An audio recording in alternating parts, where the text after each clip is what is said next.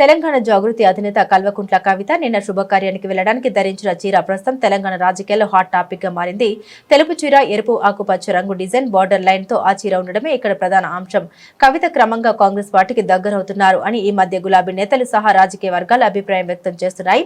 పలువురు గులాబీ పార్టీ ప్రముఖ నేతలైతే ఆమె ముఖ్యమంత్రి రేవంత్ తో చేతులు కలిపి బీఆర్ఎస్ పార్టీపై దుష్ప్రచారం చేస్తోందని మండిపడుతున్నారు. సర్పంచ్ ఎన్నికలలో పార్టీలే లేవు కదన్న, బీసీలందరూ మా వాళ్ళే కాబట్టి ఖచ్చితంగా బీసీలందరినీ కూడా పెద్ద ఎత్తున నామినేషన్లు వేయమని నేను కోరుతున్నా. ఏ పార్టీలు ఉన్నా బీసీలంతా జాగృత వాళ్ళే.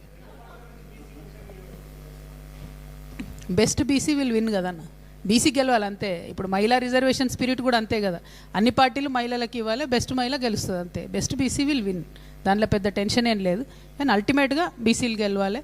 ఈ బీసీలతోని ఆడుకుంటే బీసీలు ఏమన్నారులే అని ఏదైతే కాంగ్రెస్ పార్టీ అనుకుంటుందో కొద్దిగా మనం గట్టిగా బలంగా బుద్ధి చెప్పాల్సినటువంటి అవసరం ఉందని మాత్రం నేను బీసీ బిడ్డలందరూ కూడా పిలిపిస్తా ఉన్నాను.